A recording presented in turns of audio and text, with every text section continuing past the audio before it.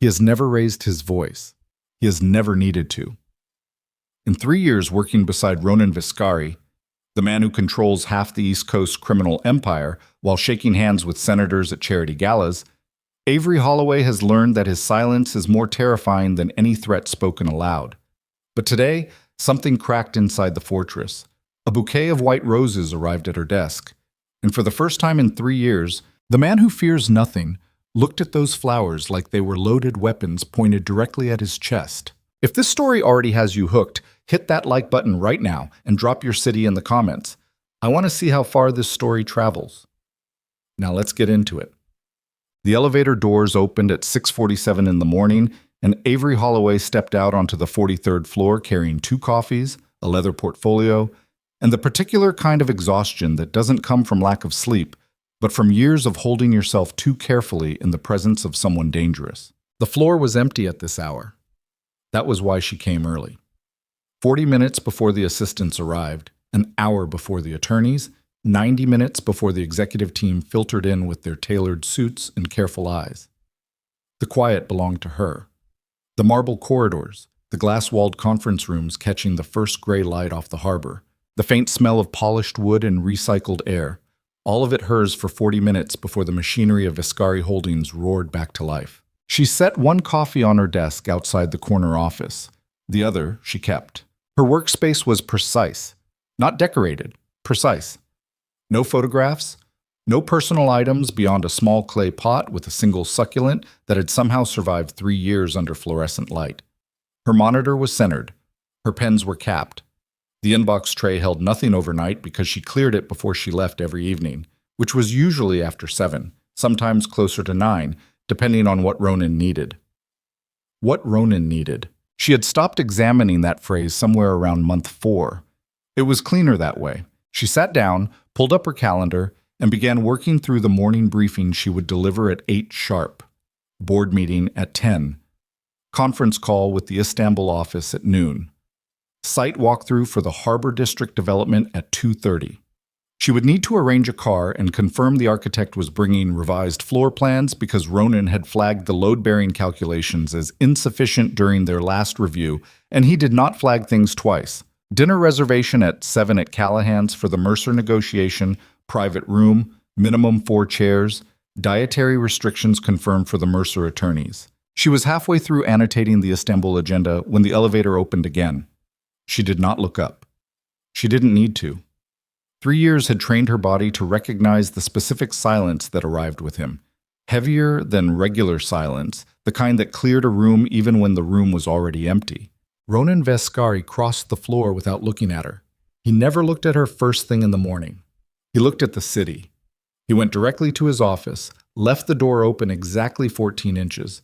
She had measured it once, in her second month, trying to understand the geometry of his moods. And she heard the low sound of his chair taking his weight, heard the quiet click of his laptop opening. She stood, took his coffee, and walked to the doorway. "Morning briefing in 10 minutes, she said. "Make it 5. She went back to her desk. This was the shape of every morning for 3 years. It was not warm. It was not cold. It was functional, the way a well-maintained engine is functional. No excess movement, no wasted energy, every part doing exactly what it was built to do. She had stopped needing it to be anything else. Or she told herself that. She had become very good at telling herself things. At 5 minutes, she gathered her portfolio and walked in. The corner office was enormous and almost aggressively spare. One wall was entirely glass overlooking the harbor. The desk was black granite, completely clear except for his laptop and a single yellow legal pad where he still wrote things by hand, numbers and names in a script so compressed it looked like another language. The furniture was charcoal and steel. There were no awards on the walls, no photographs, no art. Just the city, spread out below like something he owned. He was reading something on his screen when she came in. He did not look up. She sat across from him and opened her portfolio and began. Board meeting at 10. Mercer representation will arrive at 9:45. I've asked Marcus to receive them in the lobby and hold them in the second-floor conference room until you're ready. Istanbul call at noon. I've distributed the revised export projections and flagged the section Yilmaz contested in the last round so you won't need to locate it during the call. Harbor walkthrough at 2:30, Carr confirmed. The architect is bringing the structural revision, but I'd recommend we allow an extra 20 minutes because the revised drawings were submitted at 11 last night, and I haven't had time to review them for errors. Review them now, he said, still reading. I will. Callahan's at 7, private room confirmed. I have the dietary notes for both Mercer attorneys. One is allergic to shellfish, one keeps halal. I've already spoken with the kitchen. He looked up then, not at her face, at the portfolio. The Hargrove filing. Submitted yesterday at 4:53. I have the confirmation number. Send it to Delgado. Done at 5:15. He looked at her then, just briefly. His eyes were dark, a brown so deep it registered as black in most light, and they moved over her face with the same quality of attention he gave to financial documents. Measuring. Not unkind. Simply thorough. Anything else? He said. Nothing that can't wait until after the board meeting. He nodded once and returned to his screen. She stood, closed her portfolio, and walked out. In her chair, she sat with her coffee going cold and thought about nothing in particular, which was what she always did after those 5 minutes in his office. Emptied herself out like wringing a cloth, got rid of whatever small accumulation of feeling the proximity produced, and prepared to be useful again. She was good at being useful. The morning moved the way mornings in this building always moved, with controlled velocity, nothing wasted, everything serving the larger machinery. The board meeting ran 12 minutes long because one of the directors challenged the Harbor District cost projections, and Ronan shut him down with 3 sentences and a number that landed in the room like something dropped from a significant height. The director did not speak again for the rest of the meeting. Avery sat against the wall and took notes and watched Ronan the way she had watched him for 3 years. Carefully and from a safe angle, the way you might observe a fire from the right distance to appreciate the light without the burn. He was not a large man in the obvious sense, 6'1", lean, no excess anywhere, but he occupied space differently than other men did. Some quality in the way he held himself, perfectly still, perfectly controlled, that made rooms rearrange themselves around him without anyone quite noticing it was happening. The board members, most of them older, most of them wealthy in their own right, positioned themselves subtly away from him even at a table they all technically owned. Nobody put their elbows down. Nobody checked their phones. She had watched powerful men her entire career. Something about Ronan Vescari was different, and she had spent 3 years refusing to articulate what that difference was. The Istanbul call ran long because Yilmaz was in a difficult mood and pushed back on every line of the revised projections, and Ronan sat at his desk with his jacket off and his sleeves rolled to the elbow and dismantled every objection with a patience that was not quite patience, more like the calm of someone who knows exactly how much time they have before they choose to stop being calm. By the end, Yilmaz had conceded everything. Avery had typed the summary agreement before they finished talking. She was good at anticipating. It was 2:15 when she looked up from her monitor and found the flowers. She almost didn't see them at first. They had been placed precisely in the center of her desk, which meant someone had moved her inbox tray 6 inches to the left to make room. The arrangement was not enormous, but it was deliberate. White roses, maybe 15 of them, long-stemmed, in a slender glass vase. A small card was tucked between the stems. The envelope was cream-colored, her name written across it in handwriting she hadn't seen in 4 years. Her stomach did something complicated. She pulled the card free. 3 guesses, who? Logan. She sat with the card in her hand for a moment. Logan Pierce. She turned the name over the way you turn over something you weren't expecting to find in your coat pocket. Surprised. Not quite sure if it's good or bad. She and Logan had been close in college. Not romantically, or not entirely. It was the kind of friendship that lived in the gray area, late nights studying in the architecture library, long drives in his secondhand pickup, conversations that felt significant at 22, and had no clean ending when graduation scattered them to opposite coasts. He'd gone to Seattle to work for a firm, then built one of his own. She'd heard he was in New York now. She had not reached out. She was trying to decide what she felt about that when she heard Ronan's door open. He came out of his office at exactly the wrong moment, which was not actually wrong. He was simply moving through his own building on his own schedule, which happened to be the moment she was sitting at her desk holding a card from another man and surrounded by white roses. He stopped. The stillness that moved with him everywhere condensed. His eyes went to the flowers, traveled over them the way his eyes traveled over contracts. Reading, assessing, looking for the line that would cause problems. Then they moved to the card in her hand. Then finally, to her face. Something crossed his expression. It was there for less than a second, and she had learned to read his face the way archaeologists read strata. Tiny layers of information compressed into dense silence. And what she read in that half second was something she had no framework for. Not anger, not quite. Something underneath anger. Something with more pressure behind it. Flowers, he said. It wasn't a question. It wasn't anything, really, except for him to say the word out loud in a tone she hadn't heard from him before. From a college friend, she said. Her voice came out level. She was proud of that. He looked at the flowers again. A beat too long. We leave for the harbor walk-through in 12 minutes, he said. I'm ready. He walked to the elevator without another word. She put the card in her top drawer and went to get her coat. The Harbor District site was a former industrial block the size of a city block and a half. Currently a skeleton of steel and concrete rising 8 stories against a February sky the color of old pewter. The development was one of Vescari Holdings' largest legitimate ventures, a mixed-use complex that would house retail, commercial offices, and 40 stories of residential when it was finished, which it would not be for another 22 months, assuming the revised structural plans held up. She walked the site beside Ronan and 2 paces behind, the way she always did, portfolio open, taking notes while he and the site architect, a tightly wound man named Gareth Cho, moved through the partially finished lobby, discussing load tolerances and setback requirements, and a problem with the eastern stairwell that had apparently been incorrectly poured.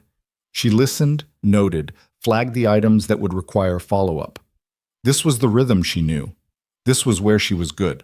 Ronan crouched down at one point to examine the floor of what would become the main lobby, running his hand across the concrete the way people run their hands across things they're deciding whether to trust. He stayed down there for a moment longer than necessary, and in the flat gray light of the unfinished building he looked briefly like a different person. Less boardroom, more something older, harder, built from different materials. She looked away. The eastern pour gets redone, he said, standing. He said it to Cho, but flatly, like a thing already decided. All of it. Have the foreman send me the timeline by Friday morning. Cho started to object about cost overruns. Ronan looked at him. Cho stopped objecting. On the way back to the car, walking across the churned mud of the construction perimeter, Ronan said without turning to look at her, "The friend who sent the flowers." She kept walking. "Yes."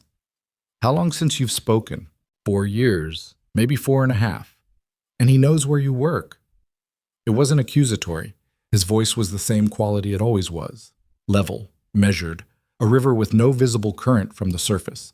But the question itself was strange enough to register. "It's not difficult to find out where someone works," she said. Silence. "The Mercer dinner," he said, returning to a different subject entirely. "Make sure the private room isn't the one off the main corridor. The acoustics are inadequate." "I already requested the back room," she said. "Good." She got in the car and he got in beside her, and the city moved past the windows in the blue-gray light of late afternoon. And she looked straight ahead and thought about nothing, which was becoming increasingly difficult to do. The Mercer dinner was the most important negotiation Vescari Holdings had attempted in 2 years.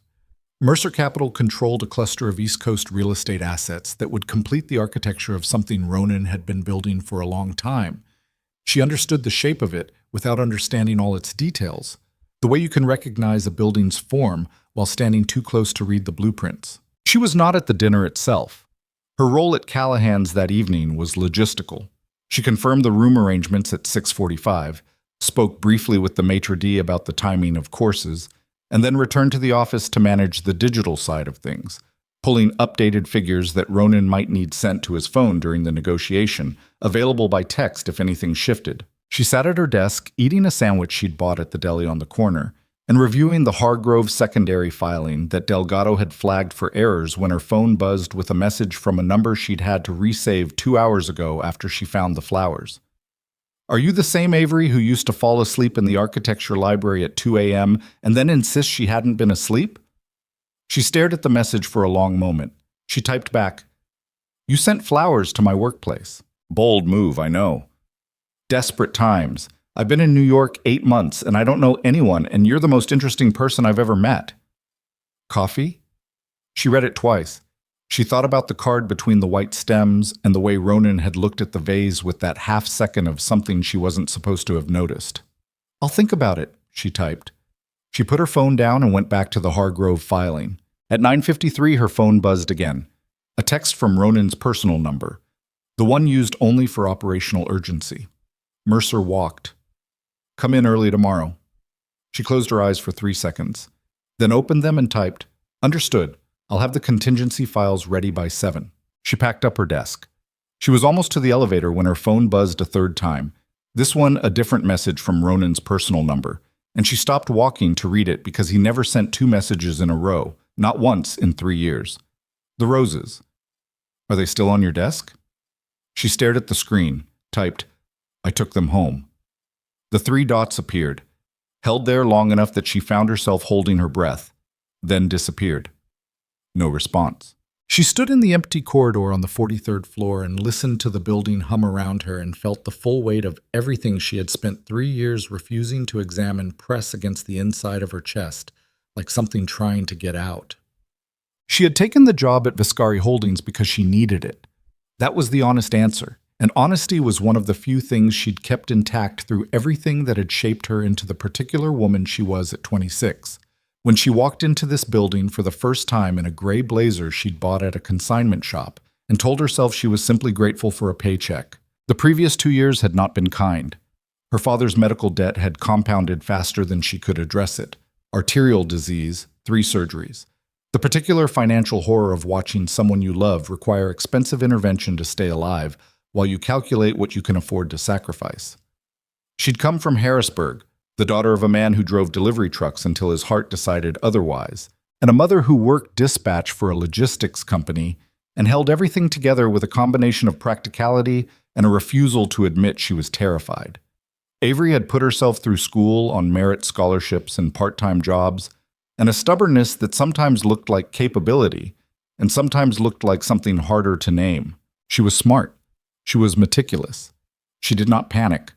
Those qualities had carried her through school, through her first 3 jobs, and through the particular misery of watching her carefully constructed financial plan collapse under the weight of her father's 3rd surgery. When the recruiter contacted her about the executive assistant position at Viscari Holdings, she'd done her research. The company was substantial, legitimate holdings in real estate, infrastructure development, financial consulting. The salary was 3 times what she was currently earning. The role was demanding in ways that matched her strengths. She took the interview. She met Ronan in that interview. He was the one who conducted it, which surprised her. The kind of man who ran a company the size of Viscari Holdings did not typically spend an hour interviewing candidates for executive assistant roles. He sat across from her in the conference room and asked her questions that had nothing to do with her resume. How she would handle a situation where 2 urgent priorities arrived simultaneously and only one could be served. What she considered the boundary between professional loyalty and moral compromise. How she managed the accumulation of information about other people's lives and the responsibilities that came with it. She answered honestly. She didn't perform. At the end of the hour, he looked at her with those dark, measuring eyes and said, The role requires someone who can be trusted with things that are never discussed. She said, I understand.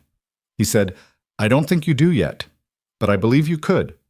He offered her the position before she reached the elevator. She learned the things that were never discussed gradually, over months, the way you slowly understand the full dimensions of a house you've moved into, a room here, a corridor there, the staircase that goes somewhere you hadn't noticed. The legitimate empire was real and substantial. The other empire was also real and substantially more complex. She processed information that crossed her desk with the same careful neutrality she applied to everything, and she did not ask questions she wasn't supposed to ask, and she did not flinch at what she learned.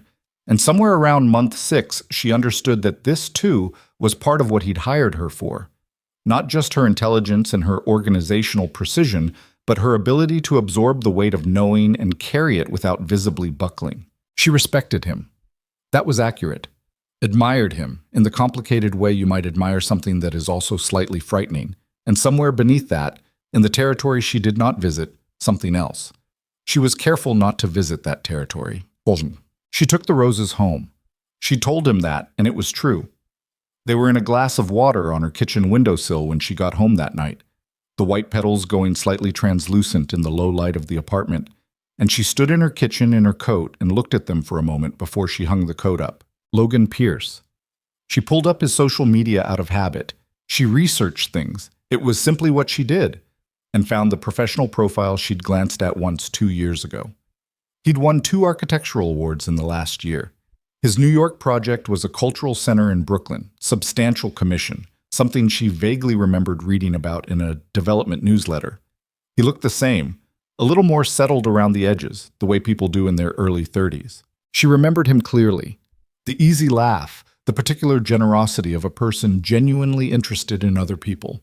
The late nights in the library where he'd buy her coffee from the machine, and they'd argue about structural aesthetics, and he'd lean back in his chair and look at the ceiling and say things that were more interesting than she expected. He was a good person. That had always been clear. She put her phone down and changed out of her work clothes and lay on her bed with the ceiling above her and thought about the text she had not responded to, and thought about Mercer walking away from the negotiation, and thought about the text Ronan had sent her. The roses. Are they still on your desk? And the fact that he had never once in 3 years sent a message that was not strictly operational. She thought about his face in that half second before he recovered himself. She told herself it was nothing, professional awareness, mild curiosity perhaps. The roses were an anomaly in an environment he controlled entirely, and he noticed anomalies the way he noticed everything, completely and without invitation. She told herself this, and mostly didn't believe it, which was new and uncomfortable, and not at all what she needed the night before a 7 o'clock contingency briefing. She slept badly. She was at her desk by 6:59. He arrived at 6:50, 3 minutes earlier than usual, and walked past her desk without pausing, and the door opened its 14 inches. She went in at 5 minutes with his coffee and her portfolio, and sat across from him and delivered the morning briefing in the same flat, competent cadence she always used. He listened the way he always listened, entirely, giving nothing back, all that attention aimed at her like a lens. She covered the Mercer situation, the contingency options, the 2 alternative structures she'd prepared overnight, the contact list of parties who might serve similar strategic purposes if Mercer remained unwilling to return to the table. He listened. He asked 4 precise questions. He chose the second contingency option and instructed her to reach out to Alderman Paulson at the city's development office before noon. "Done," she said. He looked at her portfolio, then at her. "Did you sleep?" he said. She blinked. "I'm sorry?"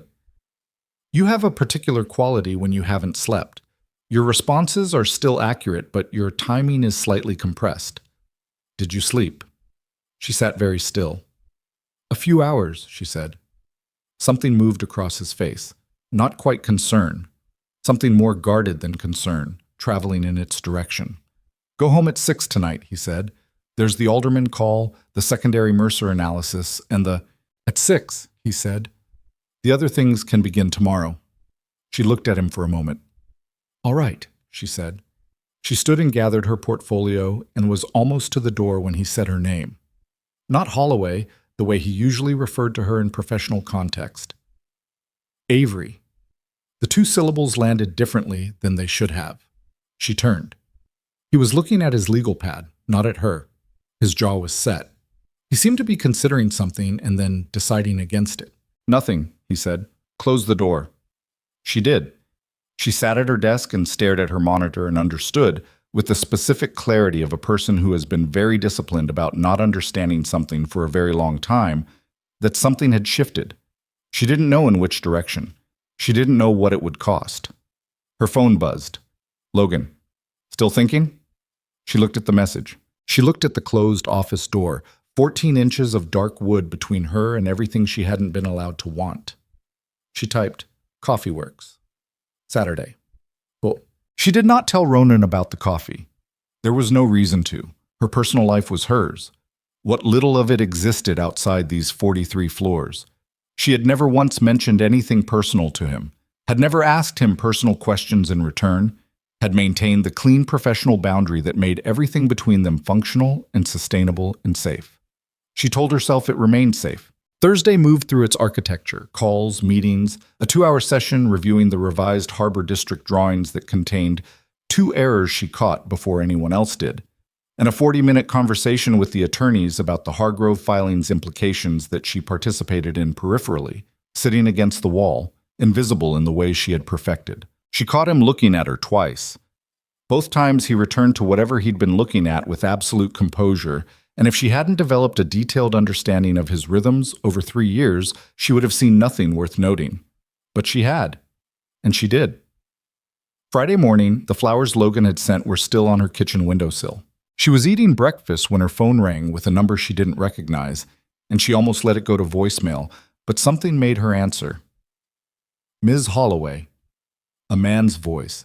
Smooth, practiced, the particular warmth of someone who uses warmth as a tool.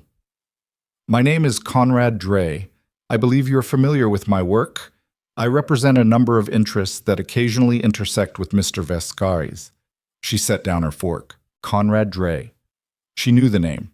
She was not supposed to know what she knew about Conrad Dre, but 3 years with Ronan Vescari meant she knew it anyway.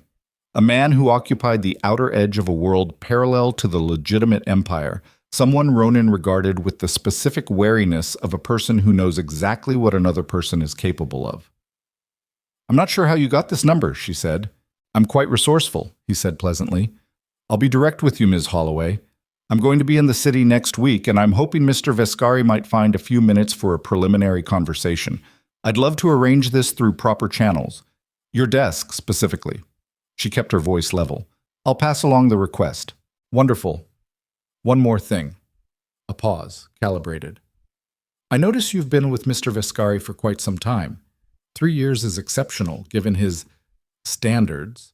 He clearly values what you bring to the organization. She waited. I simply wanted to say, Dre continued, that loyalty is an admirable quality and expensive to replace. I imagine Mr. Vescari is aware of what he has. The line went quiet. I'll pass along your request, she said again, and ended the call. She sat with the phone in her hand and felt something cold working its way up the back of her neck. Not fear exactly, more like the recognition that a variable she hadn't accounted for had entered the equation, and that it was positioned between her and the man she worked for in a way she didn't yet understand. She called Ronan's cell before she left the apartment. He picked up on the second ring. Holloway, Conrad Dre called me, she said. My personal phone. He wants a meeting through official channels, but the call itself wasn't. 3 seconds of silence. The quality of it was different from his normal silence. Compressed. When? 20 minutes ago. Another beat. Come in early, he said. Don't take any further calls from that number. I know, she said. I know you know, he said. Come in anyway. She got her coat. The roses on the windowsill were beginning to open wider, the tight white buds giving up their edges to the February light coming through the glass, and she looked at them for a moment before she closed the apartment door. Something was shifting. The geometry was changing, and she couldn't yet see the shape it was forming, couldn't tell if the warmth she'd felt in the center of it was something real or just the specific kind of heat that comes before everything catches. She took the elevator down and stepped into the cold morning and walked toward the life she had built inside someone else's gravity, and did not look back. She arrived at the office at 7:03 to find Ronan already at his desk, jacket on, which was unusual for that hour, and Marcus, Ronan's head of security, a quiet man built like a paragraph that says nothing except no, standing against the wall. She understood then that the Conrad Dre call was not, in Ronan's estimation, a minor irregularity.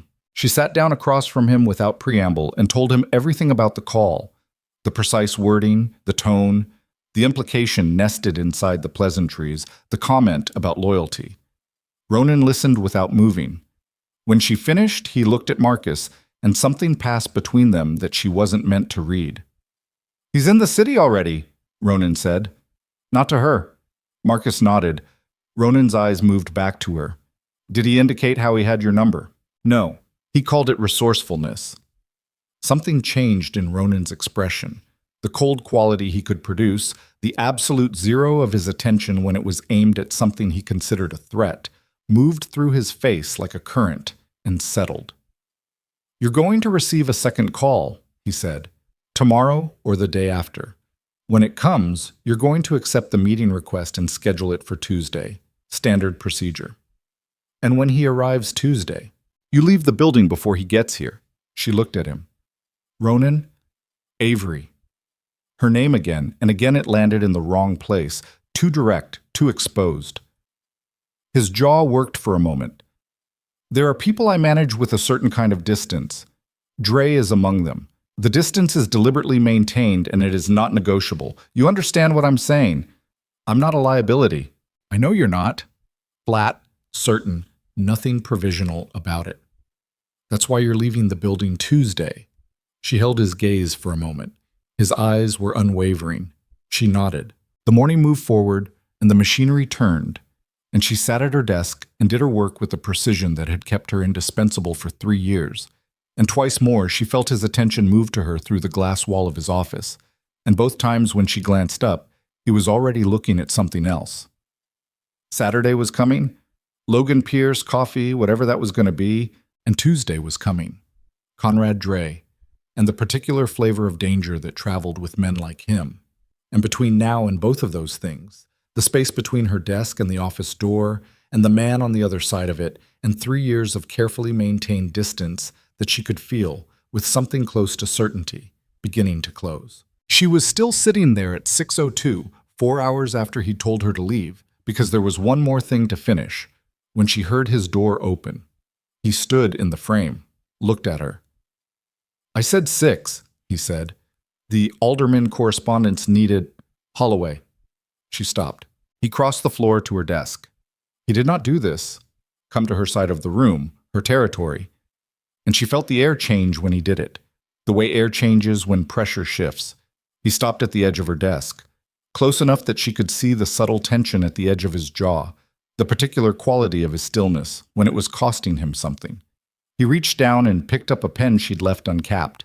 He capped it and set it back on her desk. "Go home," he said. His voice was so quiet it was almost a different register. "The rest will be here tomorrow. You'll be no good to me exhausted." She looked up at him. There was something in his face she had no name for, had been carefully not naming for a very long time. Something that lived behind the control, behind the absolute stillness, and was choosing this exact moment, in the gray late-day light of an office on the 43rd floor, to be visible. Her heart was doing something she had no use for.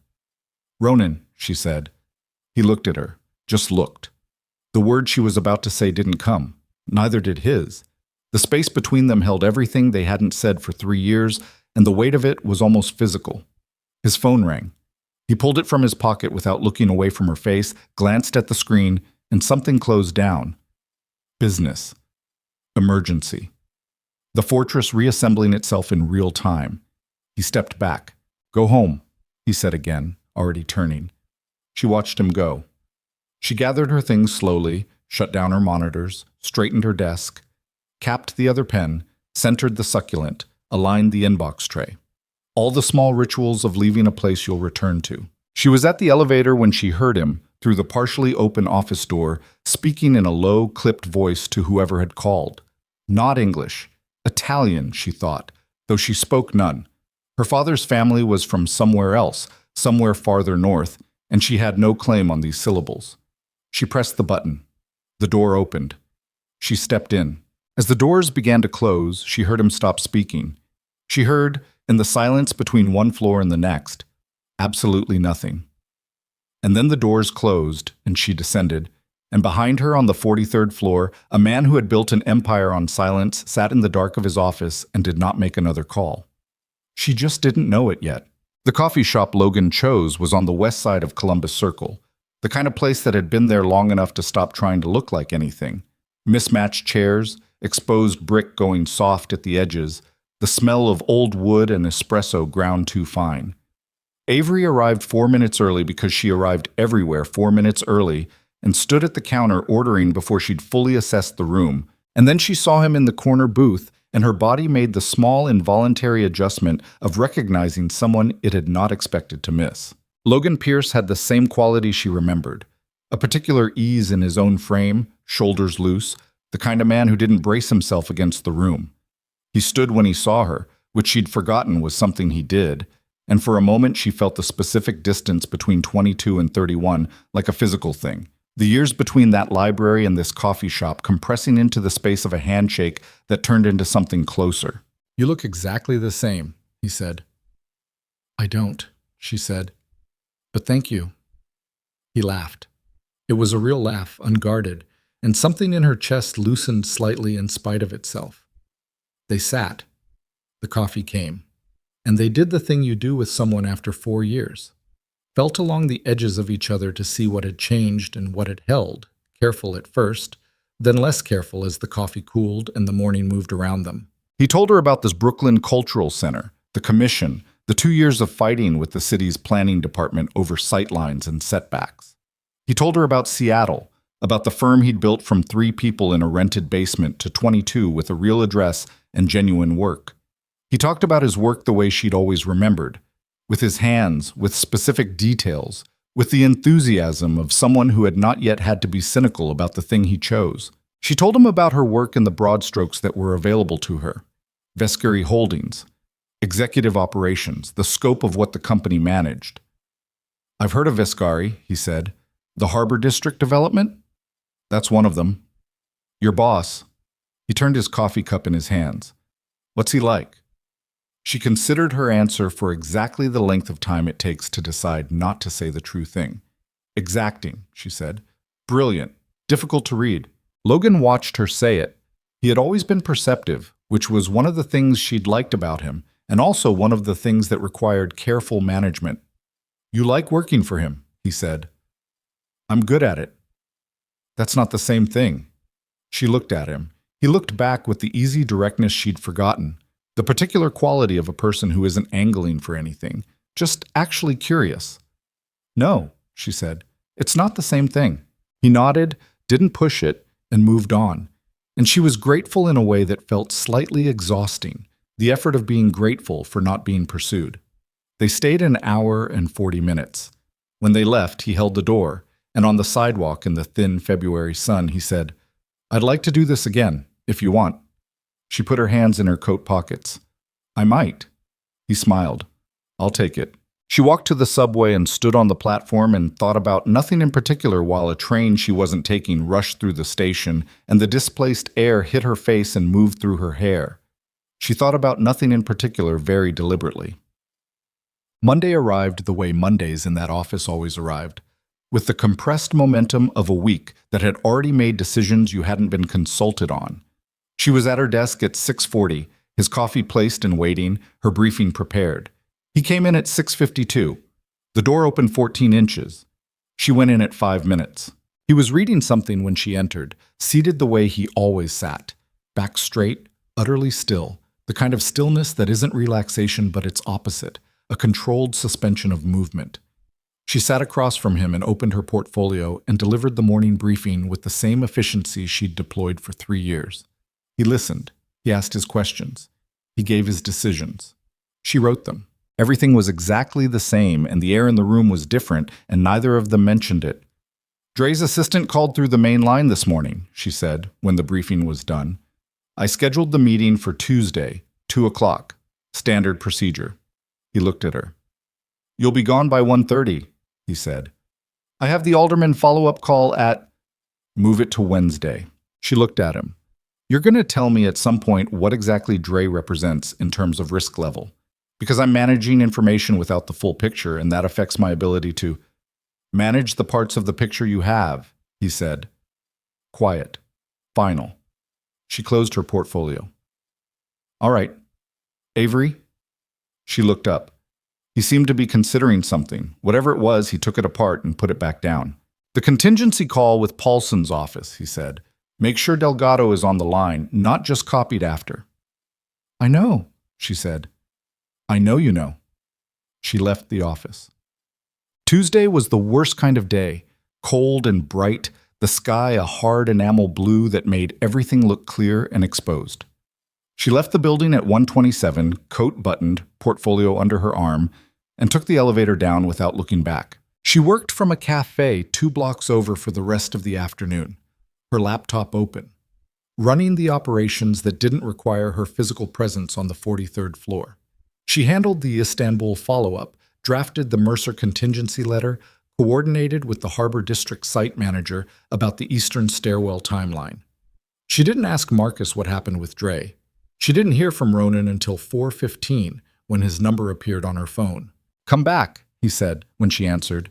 It's resolved. Come back." She packed her laptop and walked back through the cold and rode up to 43. And when she stepped off the elevator, Marcus was still there, standing against the wall with his arms at his sides, and the quality of the floor's silence was different from the morning's silence, denser, post-event, like a room after something has been said that can't be unsaid. She sat at her desk and looked at the closed office door. After 8 minutes, it opened. Ronan came out.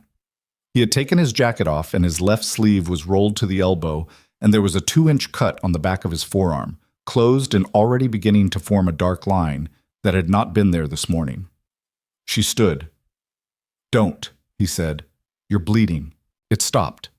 He sat in the chair across from her desk, something he almost never did, occupy her space, and leaned back and looked at the ceiling for a moment, and she saw the exhaustion in his face, the particular flatness of a person who has spent energy they hadn't budgeted for. "First aid kit is in the bottom left drawer," she said. "Holloway." "I'm aware you know where it is. I'm telling you anyway." A silence. Then with some quality that might have been capitulation. "Fine." She got the kit. She pulled her chair around the desk and sat beside him and opened the kit on the desk in front of them. He extended his arm without being asked, which told her something about how tired he was. The automatic compliance of a body that didn't have anything left for resistance. She cleaned the cut. The skin of his forearm was warmer than she expected, which was a stupid thing to notice, and she noticed it with complete clarity and noted it and set it aside, the way she set everything aside, and focused on the mechanics of the things she was doing. He watched her work. She could feel his eyes on the side of her face with the specific weight of his full attention, which was not the same thing as any other person's attention, and she kept her own eyes on his arm. "He made a comment," Ronan said. His voice was different, lower, something raw at the edge of it. "You don't have to—" He made a comment about my office. A pause. "About what was on my desk." She stilled for half a second, then continued. "What do you mean?" "He had photographs of my office. Interior. He knows what I keep on my desk, where I keep it, the schedule on the wall." He paused. "He mentioned my assistant by name." She pulled the bandage strip straight and applied it without letting her hands change speed. "He said my name." "He implied it. The phrasing was specific enough." His jaw tightened. "He was telling me he has eyes on my operation, at close range." She tied off the bandage and sat back. Her hands were steady. She was careful about that. "Do you know the access point?" she said. "Not yet." "Then we assume the floor is compromised until you do." "I know." She looked at him. He was looking at the bandage on his arm, or at the desk, or at something else entirely, and his expression had the quality of a man doing arithmetic in a foreign language, so working at it, not quite fluent. "Ronan," she said. He looked at her. They were very close. The desk chair and the chair she'd pulled around were not designed to accommodate the kind of proximity they'd arrived at, and she could see the exact line of his jaw and the way his eyes moved over her face with that full, unguarded attention he usually kept aimed at problems, not at people. "He's not going to use me against you," she said. "I won't let him." "I'm not worried about what he can use," Ronan said. "I'm worried about what he can take." She heard the difference, the distinction between those two things. She heard it and set it in the same place she set everything and put the first aid kit back in the drawer. Logan texted Wednesday morning. "There's a new Korean place in Koreatown I think you'd like." "Dinner?" She was on her way up in the elevator when she read it. The doors opened onto the 43rd floor. She stepped out and typed back, "This week's difficult, probably Thursday." "Thursday works," he sent back immediately. She put her phone in her coat pocket and sat down and started her morning. He was already in. Unusual. 6:41. The door was 9 inches, not 14, which in the grammar of his moods indicated something different from the ordinary morning. She got his coffee and went in and sat down. "Briefing," he said. She opened her portfolio. "One thing first," he said. She waited. The cut on my arm. He looked at the legal pad. I'd rather that not become something anyone else in this building knows about. Of course, she said, with the tone that communicated it had already been true before he said it. He nodded. Briefing. She delivered it. He listened. He asked his questions. When she got to the end, he said, Thursday afternoon is clear. She looked up from her notes. In case you needed to handle personal matters, he said, with his eyes on the legal pad, the Paulson call moved to Friday. There's nothing urgent Thursday afternoon. She sat with that for a moment. I have a dinner Thursday, she said. Evening, not afternoon. His pen stopped moving on the legal pad. A pause of maybe 2 seconds. All right, he said. She closed her portfolio. Anything else? She said. No, he said. She left. At her desk, she sat and stared at her monitor and recognized the new shape of the room. Something had been introduced into the geometry, and they were both navigating around it without naming it, adjusting the furniture of every conversation to accommodate the thing that was sitting in the middle of the floor. She understood, with the clarity of a person who is good at reading environments, that this could not continue. She also understood that doing anything about it was considerably more dangerous than continuing. But Thursday dinner was good. Logan took her to a small place on West 32nd where they sat at a narrow table and ate 3 courses and talked about architecture and cities and the particular loneliness of transplants who love New York, but find it requires 10 years before it feels like it knows your name. He was funny in the way she'd remembered, dry, self-deprecating, the humor of a person who doesn't need to be the loudest thing in the room. When he walked her to the subway at 10:15, he stopped on the sidewalk and said, I want to be direct about something. She looked at him. I came back to New York partly because of work, he said, and partly because I remembered you specifically, and thought that if you were here and I was here, there was no good reason to pretend I don't know where you are. She held his gaze. The cold was sharp on her face. Logan, she said, you don't have to say anything tonight, he said. I just wanted you to know the thing I'm actually after. I'm not trying to be mysterious about it. She looked at him. He was a good person. She had always known that, and she knew it now, standing under a streetlight in Midtown with the cold working through her coat, and she felt the particular ache of recognizing goodness in someone and still being unable to give them what they were asking for. I'll call you this weekend, she said.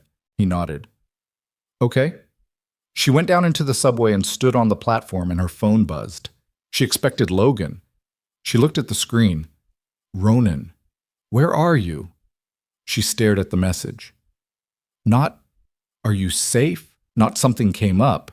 Not any operational framing she could interpret as professional. Just, where are you? She typed back. Subway. Heading home. Everything all right? 3 dots. Held, disappeared. Then, yes. Go home. She stood on the platform while a train came and went without her on it, and she felt the geometry of her life pressing in from several directions simultaneously and understood that something was going to have to give, and did not yet know which thing it would be. Friday morning, she arrived at 6:40 and something was wrong. She knew before she stepped off the elevator. Marcus was at the reception desk rather than against the wall, which meant a different security posture, and the 2 men at the far end of the corridor were new faces she hadn't been told about, and Ronan's office door was completely closed. Marcus looked at her when she came in. Mr. Vescari needs 5 minutes before the briefing. She set down her bag. What happened? He said nothing, which was Marcus's particular vocabulary for something significant. She sat at her desk. She started the briefing notes. She kept her hands moving. At 7:03, the office door opened and Ronan came out with a man she recognized from 6 months ago. A federal nexus. She didn't know the agency, one of the men who arrived periodically and whose visits were never mentioned in any calendar she maintained. He left without looking at her, and Ronan watched him go, and then his eyes moved to her. Something in his face she hadn't seen before. Not fear. She genuinely believed there was no shape of fear in him, or none he'd allow to the surface. Something more like the specific expression of a man who has turned over a stone and found more underneath it than he accounted for. He gestured with his head. She gathered her portfolio and went in. He closed the door. Fully closed, which was rare enough that her body registered it as information. He didn't sit. He stood at the window, city spread out behind him, and said, Conrad Dre is claiming I attempted to suborn a municipal contract through an intermediary in the alderman's office. She kept her face level. That's not accurate. I know it's not accurate, he said, with the particular quiet of someone stating a mathematical fact. The problem is the claim is documented. There's a paper trail that suggests otherwise, which means someone built one. She absorbed it. The Paulson correspondence. The correspondence has been altered. He turned from the window and looked at her directly. My name appears differently in the version Dre has presented. And yours. The cold worked through the floor and up through her feet. Mine, she said. The alterations read as though the communication was initiated at your level, as though you made contact with Paulson's office independently. His voice was even and empty of inflection, which was how she knew the fury underneath it was significant. As though you were acting without my authority. She stood completely still. He's making me the access point, she said. He's making you the mechanism, Ronan said. He doesn't come after me directly. He builds a case that someone at my side has compromised me. It raises questions about my judgment, my control, my organization. She felt the full weight of what she was hearing arrange itself into its proper shape. Not fear for herself, or not primarily, but the specific dread of someone who understands the machinery well enough to see what it will do when this gets moving.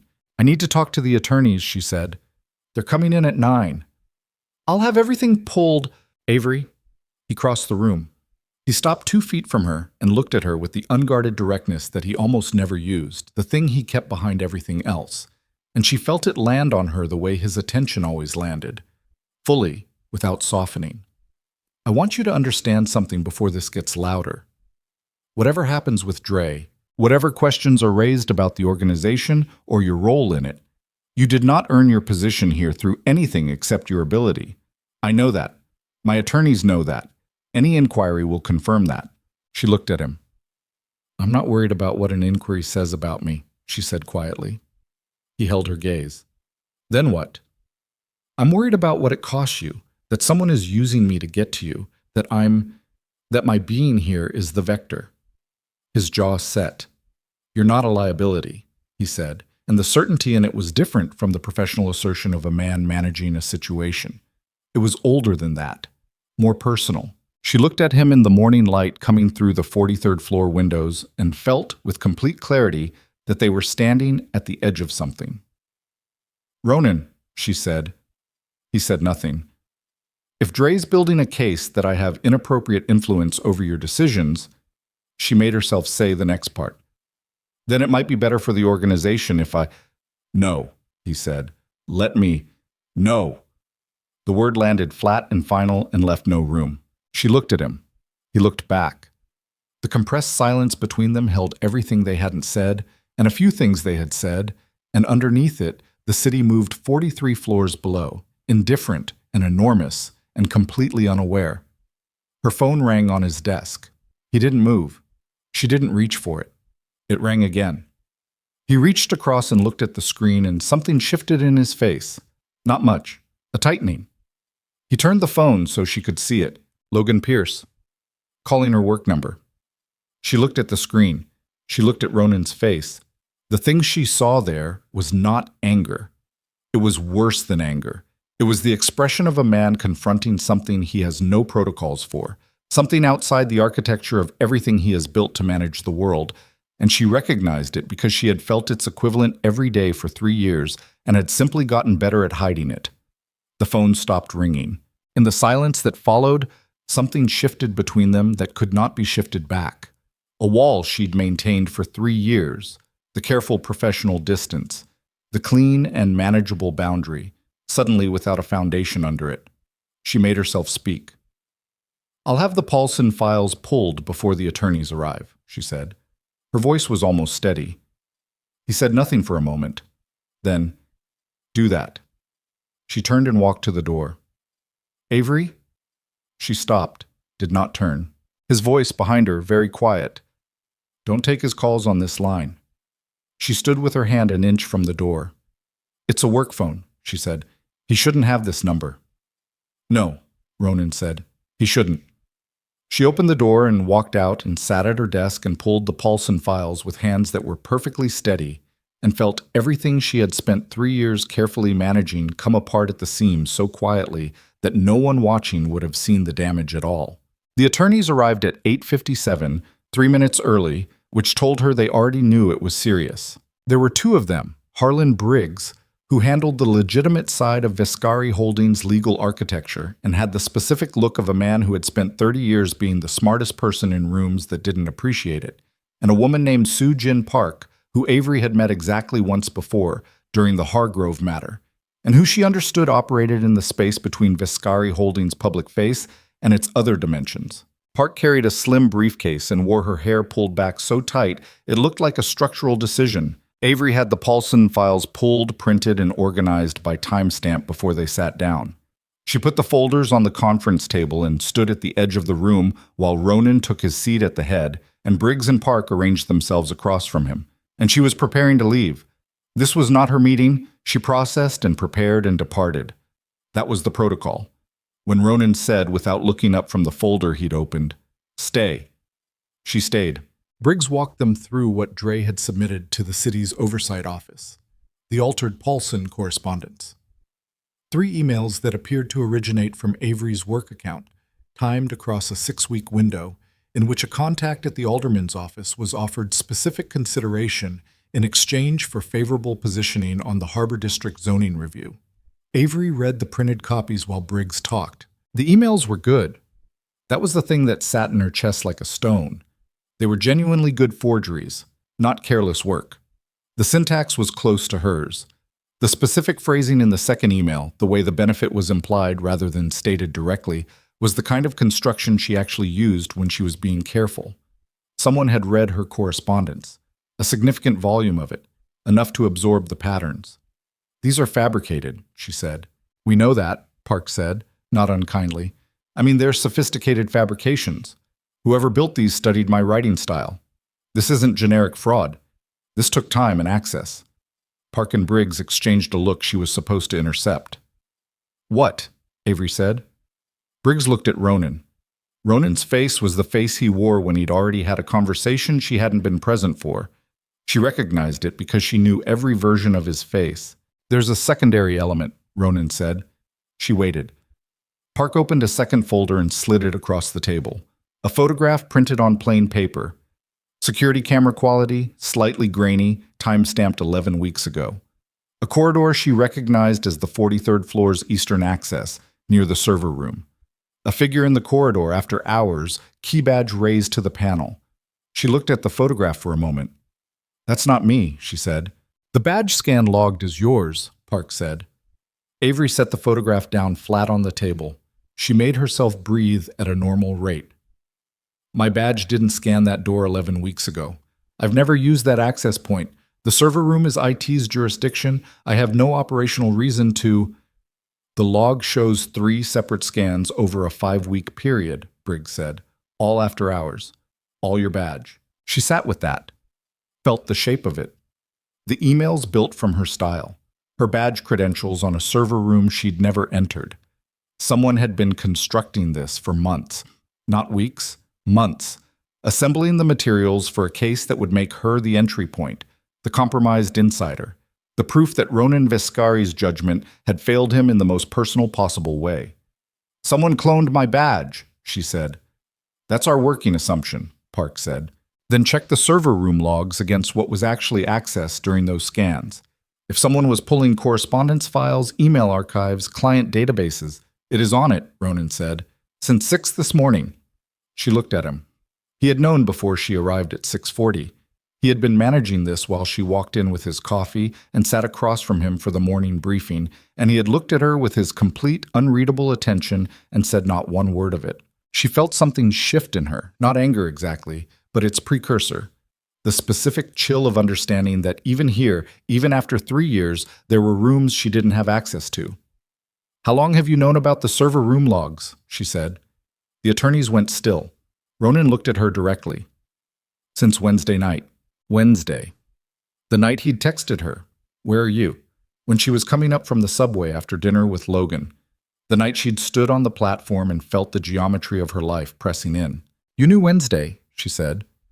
And the briefing Thursday morning, you told me the Paulson call moved to Friday. You cleared my Thursday afternoon. She stopped herself, assembled it. You were giving me space to be somewhere else.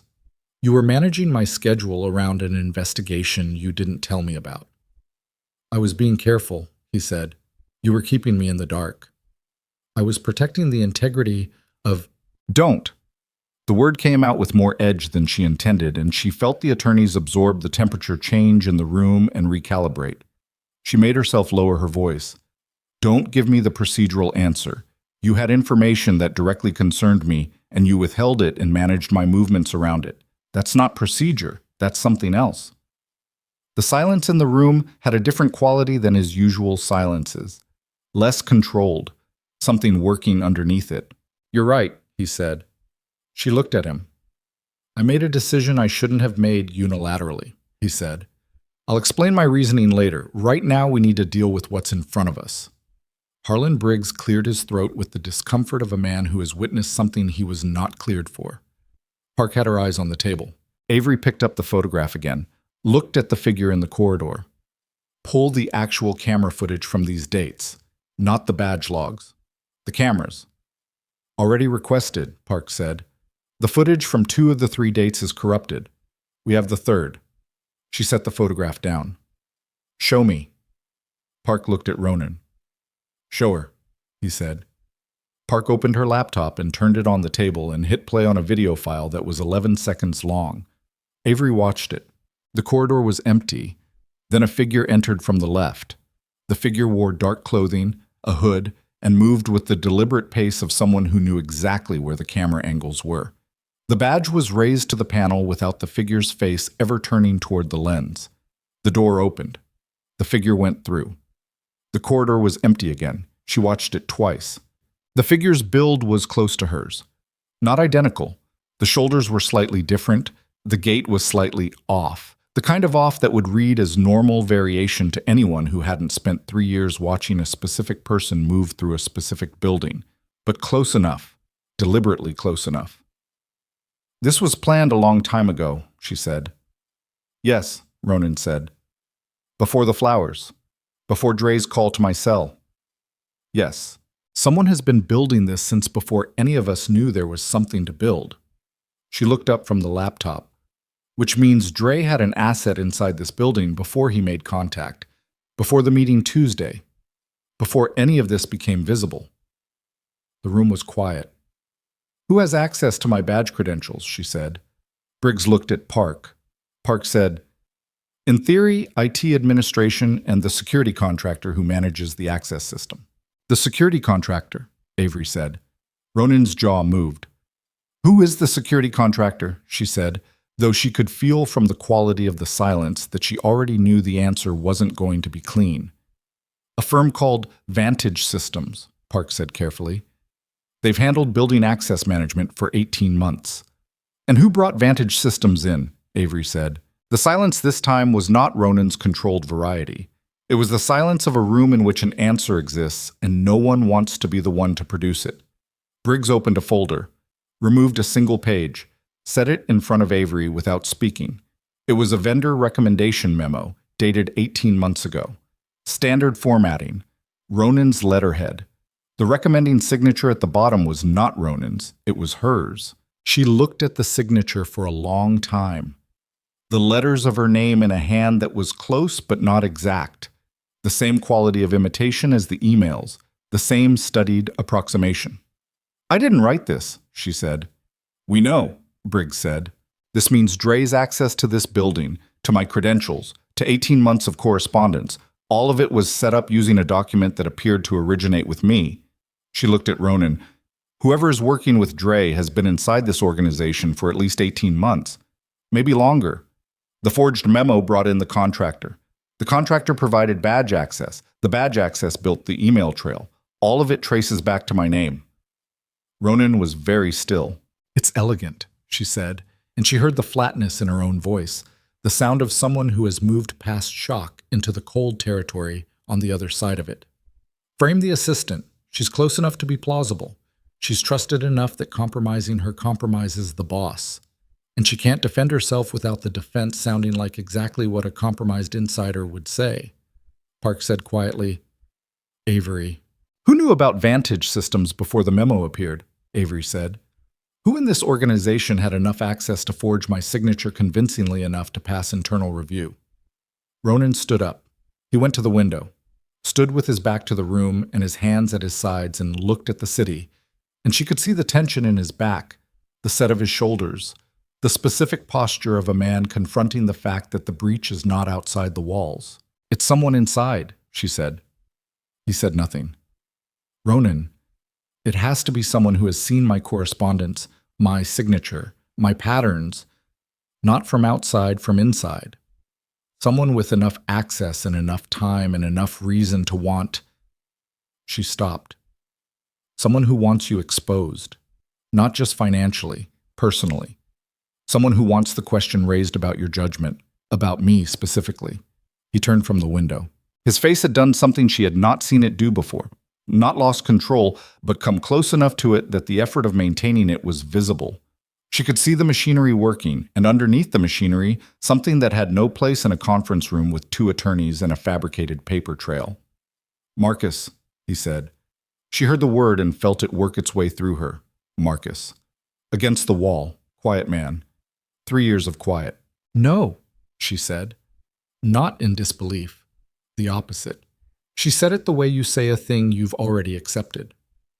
The Vantage Systems contract, Ronan said. Marcus vetted the recommendation memo before it went to building management. He would have seen the signature. He would have known it wasn't mine, she said. Yes. And he said nothing. No. Ronan's voice was completely flat. He said nothing. Briggs and Park were very still. She felt the room rearrange itself around this fact. 18 months, every movement through the building, every security posture, every conversation Marcus had been present for that she hadn't thought twice about. The man who stood against the wall and knew everything. Where is he now? She said. Ronan looked at Park. He left the building at 7:42 this morning, Park said. His access credentials were flagged at the downstairs exit. He hasn't returned. She absorbed this. He knew you were pulling the vendor records. He would have known as soon as IT started on the server logs, Ronan said. He monitors the IT request queue. She stood up. She needed to stand up. Needed the room to be a different size than it was. Needed to be able to move through it. She walked to the window and stood beside Ronan without quite intending to, and looked at the city below and felt the full dimension of what had been constructed around her, the careful architecture of her own destruction, and underneath the cold clarity, a rage so specific it had an address. He's been feeding Dre the access, she said, for 18 months, building the case while standing in this building every day. She turned from the window. He put me in this. Ronan looked at her. The thing in his face she had no name for was there again, and she was too tired of managing her own responses to look away from it. I'm going to need you to trust me, he said. Not to the room, to her. She looked at him. I know what I'm asking, he said. Given what I withheld, I know it's not a small thing. She stood in the window light on the 43rd floor with a fabricated paper trail bearing her name and a forged signature and a security chief who had spent 18 months dismantling her from the inside. And she looked at the man who had built a world she had chosen to live inside and understood that the choice she made in the next 30 seconds was not the same choice she'd been making for 3 years. That choice had been quiet, managed, sustainable. This one was going to cost something real. What do you need me to do? She said. He looked at her for a moment. Something moved across his face. Not relief. Something older and less comfortable than relief. Tonight, he said. Nothing tonight. Go home. Ronan, I need you out of this building for what happens next. His voice was quiet and final, and she recognized the register. The one that was not a command, or not only a command, but something that came from a place underneath the authority. Go home. Don't contact Logan Pierce. Don't contact anyone. Turn your personal phone off and use the secondary line. I'm going to have Marcus's replacement bring you in the next hour. She absorbed that. You already have a replacement. I made calls this morning. She looked at him and understood that he had been several steps ahead of her since Wednesday at minimum, possibly longer, and that the particular care he'd taken, clearing her schedule, giving her Thursday, the text from the subway, had not been distance, had been something else entirely. "All right," she said. She went back to her desk. She shut down her monitors. She got her coat. The small clay pot with the succulent sat on the corner of her desk, and she looked at it for a moment. 3 years old, surviving under fluorescent light, stubbornly green. Her phone buzzed. Personal line. Logan. She stared at the screen. She thought about the sidewalk outside the Korean restaurant, his directness, his easy goodness, the way he'd said, "I want to be direct about something," like it was simple. She thought about the subway platform and Ronan's text arriving in the dark. She thought about the choice she had just made in a conference room on the 43rd floor. She put the phone in her bag without answering. The secondary phone arrived 20 minutes later, brought by a man she didn't recognize. She rode the elevator down. She walked through the lobby. She pushed through the front door and the cold hit her, and she walked a block and a half before she stopped on the sidewalk and stood still and let herself feel, for 60 full seconds, the weight of everything that had landed on her in the last 3 hours. 60 seconds. Then she started walking again. Behind her on the 43rd floor, the machinery was already moving. Ronan would be on the phone. The real phones. The lines that didn't appear on any organizational chart. He would be making calls to people whose names never appeared in the files she processed, calling in the kind of favors that had no paper trail, setting in motion the response to an 18-month betrayal with the cold precision of a man who had been building his own empire since before she was 25 years old. She knew this about him. She had always known this about him. She had simply, for 3 years, been careful about how close she stood to it. She was done being careful.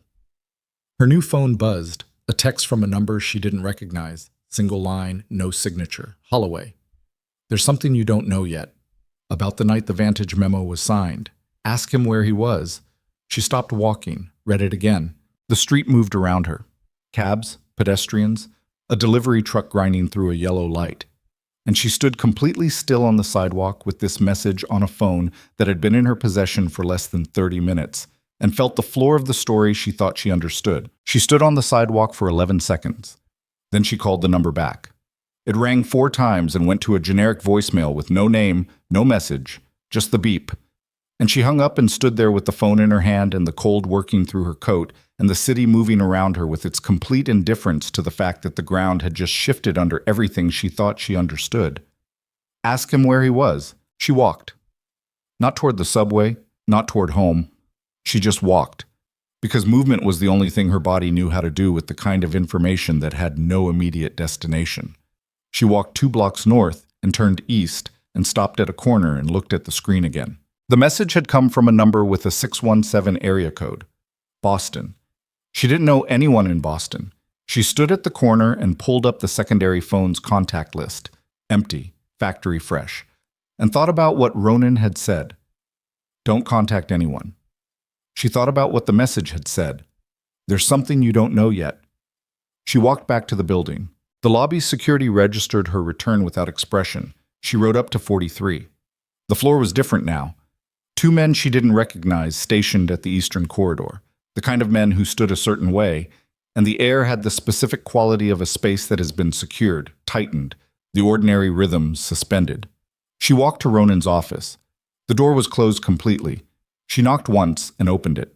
He was on the phone, standing at the window with his back to the door, and he turned when she came in, and his expression moved through something, surprise, then something more complicated. And he said into the phone, "I'll call you back," and hung up. "I told you to go home," he said. She held up the secondary phone with the message visible on the screen. He crossed the room in 4 steps and took the phone from her hand and read it. She watched his face, the jaw setting, the specific compression around his eyes that meant he was doing rapid internal calculation. "Who has this number?" she said. He didn't answer immediately. "Ronan, that phone has been in my possession for 45 minutes. Who has that number?" He looked up from the screen. His eyes moved over her face with the thoroughness she knew, and she saw him decide something. 3 people, he said. Myself, Park, and the man I had deliver the phone. Then one of those 3 sent this message. He looked at the screen again. Something moved across his face that she had no name for. Not surprise, something older.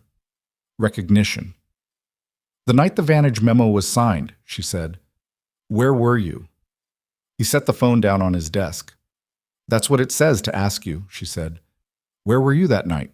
The silence in the room was the most complex silence she had ever heard from him, and she had been cataloging his silences for 3 years. This one had layers, calculation, something that might have been reluctance, and underneath both of those, something raw.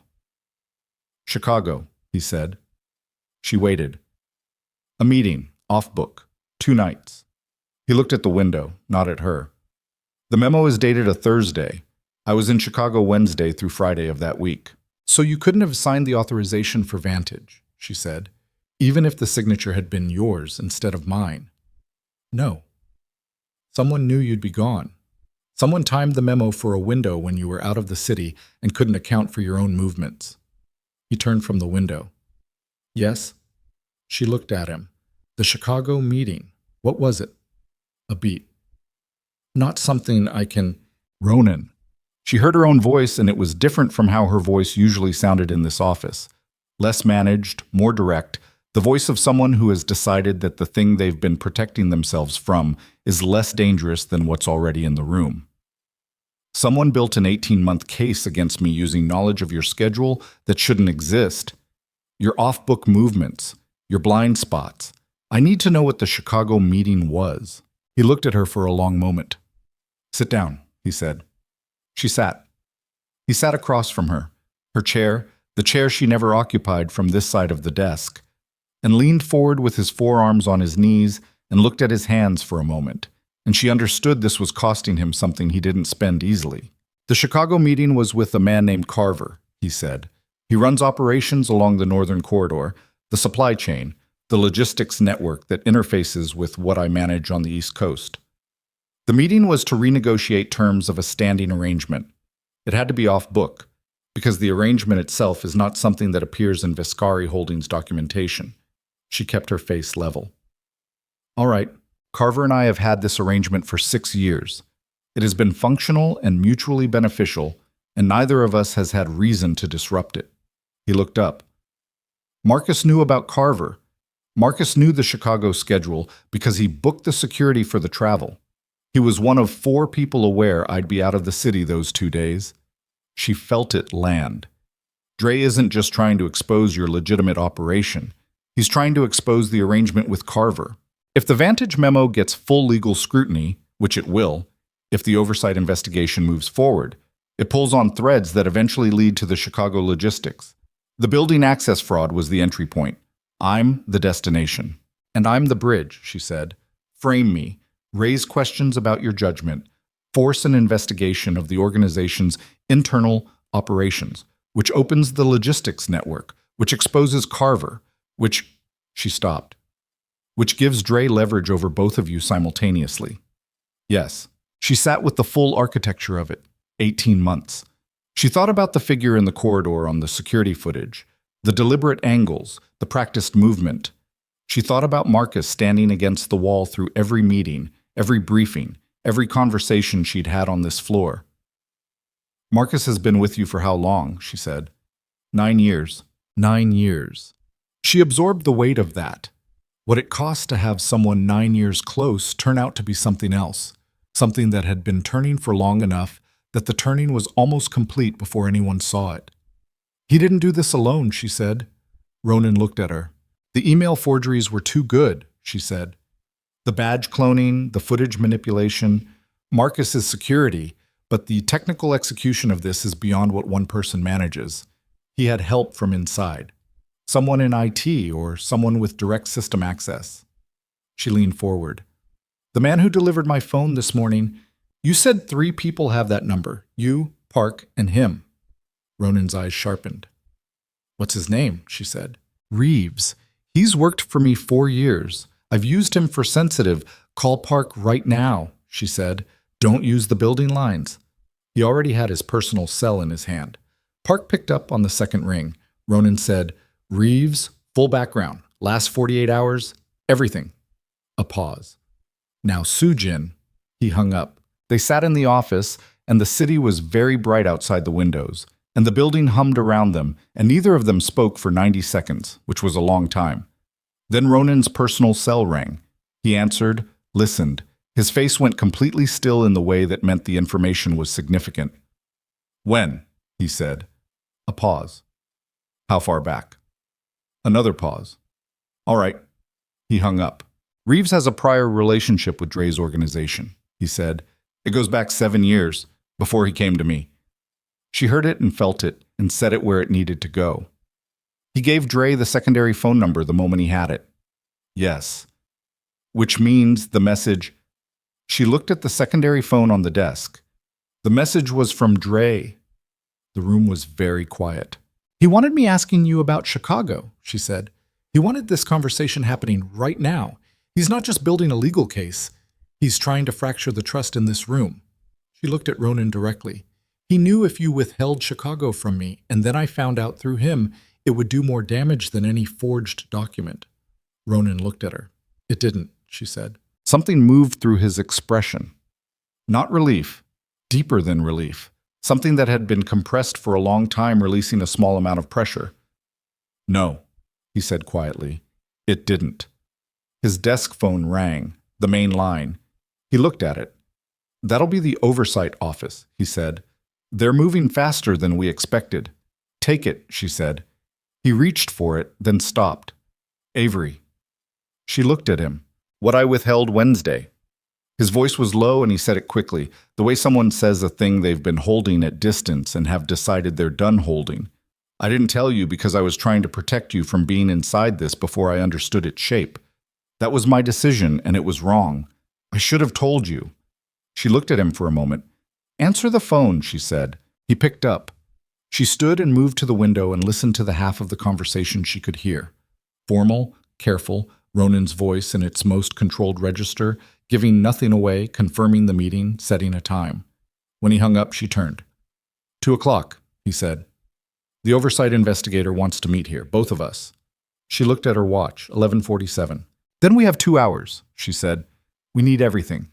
The server room footage, the original Paulson correspondence with metadata, the Vantage Systems contract trail, and anything IT has pulled from the badge logs. And we need to find Marcus before 2:00. Marcus is... The building fire alarm went off. Not the testing cadence, the real sound, the sustained shriek of an actual alert. And she felt it in her back teeth, and Ronan was already moving, already around the desk, and she was right behind him, and the door opened onto the corridor where the 2 men she didn't know were moving toward the stairwell exits, and the smell hit her before she identified it. Not smoke exactly, something chemical underneath smoke, the particular sharpness of something that wasn't accidental. Stairwell B, Ronan said to her, directly, close. She could feel the heat off his arm. Not A, B. She didn't ask why. She moved. They took stairwell B at a controlled pace, not running, which felt wrong against every instinct in her body, but she trusted the instruction and kept moving. The alarm above them was continuous and brutal, the kind of sound that bypasses thought and reaches directly into the body's oldest responses. She could hear other people in the stairwell above and below, the ordinary building population evacuating with the particular controlled panic of people who don't yet know if it's real. 3 flights down, Ronan's hand found her arm, and he steered her through a door she hadn't known was there. A maintenance level, gray concrete, a different quality of air, no alarm speakers, the sound dropping to a muffled wail above them. 2 men were already there. She didn't know them. They flanked a third person, seated, hands bound at the wrist with a zip tie, head dropped forward. Marcus. She stopped moving. He lifted his head when he heard them enter. His face had been worked over. Not badly, but purposefully. The specific damage of people who know how to make a point without going too far. His left eye was swelling. He had a cut along his jaw that had bled significantly down the front of his shirt. He looked at Ronan. Not at her. He would not look at her. The alarm, she said. Controlled, one of the 2 men said. We have 30 minutes before the investigation team cycles through. Ronan walked forward and stood in front of Marcus and looked at him for a long moment. She stayed where she was. The silence between Ronan and Marcus was 9 years of something. Trust, history, proximity, whatever it means to have someone at your back for 9 years. And she watched it collapse in real time from across the room. Tell me about Dre, Ronan said. Marcus's eyes were on the floor. Marcus. 3 years, Marcus said. His voice was rough, damaged around the edges. He came to me 3 years ago. She felt it. 3 years. She'd arrived 3 years ago. Marcus lifted his head. He looked at Ronan, and his expression had the specific quality of a man who has made peace with a thing and is now simply delivering its details. He told me you were losing your edge, that you were compromised, that someone new had your attention, and it was affecting your judgment, and the organization was going to suffer for it. Ronan said nothing. He wasn't wrong, Marcus said, and he looked at her then, finally, and the look was not hatred. It was something more complicated and less clean than hatred. She walked in and you changed. I watched it. The way you covered for her father's bills without telling her. The way you restructured the health coverage after she mentioned her family once. You thought I didn't know. I knew everything that happened on that floor. Avery stood very still. She heard the thing Marcus had just said and let it open, covered for her father's bills, and set it aside for later because later was the only place she could afford to put it. So Dre told you I was compromised, Ronan said, and you decided the appropriate response was to spend 3 years building a case that would destroy her. I decided the appropriate response was to protect the organization from a mistake you were too close to see. The 2 words Ronan said in response were quiet and Italian, and she didn't understand them, but she understood their weight. The oversight investigator at 2 o'clock, Ronan said. Did you call them? Marcus looked at the floor again. Did you call them? Ronan said, with the particular quiet that was not actually quiet. Dre did, Marcus said. When I told him you were pulling the server logs, he moved the timeline up. The investigator is... A pause. She's not independent. She's someone he placed 8 months ago. The room was very still. A planted investigator, she said, and she heard her own voice, flat and clear. He has an investigator in the oversight office. We were going to walk into that meeting and hand her everything. Yes, Marcus said to the floor. She looked at Ronan. He was looking at Marcus with the expression of a man who is deciding several things at once, running calculations at a speed that didn't show on the surface. The real documentation, she said, the metadata on the emails, the badge log discrepancies, the Vantage Systems chain of custody, all of it goes to a genuine federal contact, not the oversight office, right now, before 2 o'clock. I know, Ronan said, and at 2 o'clock we show up to that meeting with nothing they can use. I know. Ronan, I know, Avery. He turned from Marcus and looked at her, and his face was a controlled surface over something that had been running at pressure for a long time, and she could see the seams of it. Make the call to Briggs. Tell him to pull everything to the federal contact only. Tell him we need it documented and time-stamped before 1:45. She had her phone out. And Avery. His voice caught her before she dialed. She looked up. He was looking at her with something unguarded in his face, the thing she had been not naming for 3 years, the thing that had no safe address. After this is done. After, she said. He nodded once. She dialed Briggs. Briggs picked up on the first ring and she walked 3 paces away and talked fast and quiet and precise, the way she did everything, giving him exactly what he needed in the order he needed it. And behind her she could hear Ronan speaking to the 2 men in short, flat sentences.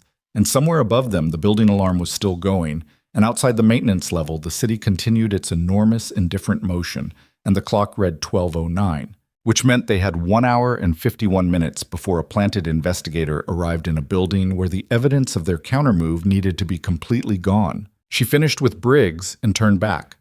One of the 2 men had a phone out and was receiving something, a text, from the look of the urgency crossing his face. He looked at Ronan. Dre is in the building, he said. Lobby level. He's not waiting for 2 o'clock. The room stopped. She looked at Ronan. His jaw set. His eyes moved to hers with an expression that had nothing procedural in it, direct, unfiltered, the thing underneath everything else. He knows we found Marcus, the man said. Someone told him. She thought about Reeves. She thought about secondary phone numbers and information moving at the speed of a text message, and a man who had spent 3 years dismantling her from the inside, and she felt the cold clarity of someone who has stopped waiting to understand the full picture because the full picture is never coming and the only available move is forward. How many men does he have? Ronan said. Unknown. At least 4 in the lobby, possibly more outside. Ronan looked at Marcus. Something passed between them. Not forgiveness, nothing that clean. The final accounting between two men who had spent 9 years in each other's trust and arrived here. Then Ronan looked at her. "Stay behind me," he said. "No," she said. His eyes sharpened. "I'm not going to stand behind you while Dre is in this building using my name," she said. "I've been behind you for 3 years, not today." The silence between them lasted exactly as long as it needed to. "Then stay beside me," he said. She held his gaze. "All right," she said.